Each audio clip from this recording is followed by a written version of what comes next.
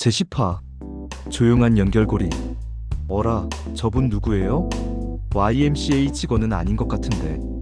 학습관 공사 현장에 들렀다가 로비에서 어색하게 앉아있는 낯선 남자를 봤다. 트레이닝복도 정장도 아닌 애매한 복장의 청년. 그날은 그렇게 모든 것이 조용히 시작되고 있었다. 사회교육부로 옮긴 지 1년. 일에 익숙해질 즈음 새로운 제안이 들어왔다. 세계 사이버대학교의 학습관을 YMCA 내에 유치하는 프로젝트. 직접 교육을 하지 않지만 온라인 대학의 관리 및 운영 파트너로 함께하는 형식이었다.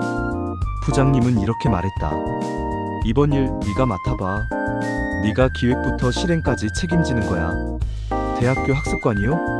잘만 운영하면 YMCA 수익에도 도움돼. 처음이니까 잘해보자. 그렇게 시작된 일은 생각보다 복잡했다. 장비 세팅, 학사 일정 협조, 학습관리 시스템 구축, 홍보 전략까지. 그리고 그 중심에는 김은주 코디네이터가 있었다.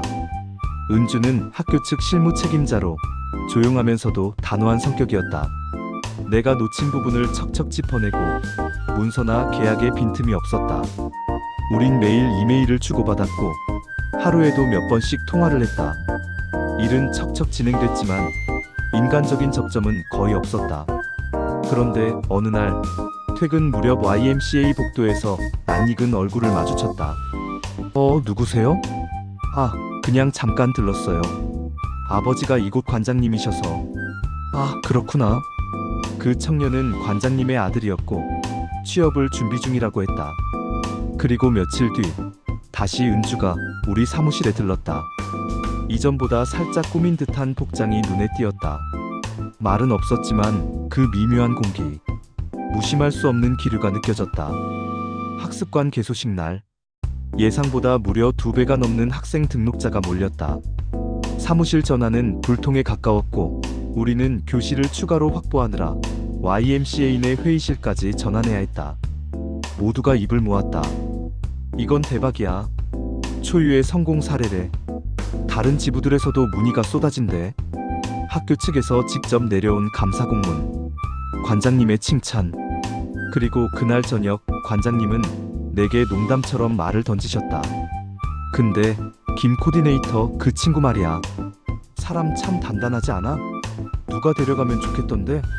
아네. 진짜 꼼꼼하고 실무 능력 뛰어나세요. 그 말은 그냥 지나가는 듯 했지만 얼마 후 복도에서 관장님 아들과 은주가 함께 서 있는 걸 목격했다. 이제 퍼즐이 맞춰지는 느낌이랄까? 그때부터 어렴풋이 느꼈다. 누군가는 떠나야 누군가는 들어올 수 있는 구조라는 걸. 그리고 그 누군가 중 하나가 어쩌면 나일지도 모른다는 불길한 예감. 물론 그때는 몰랐다. 그 일이 현실이 되리라는 걸.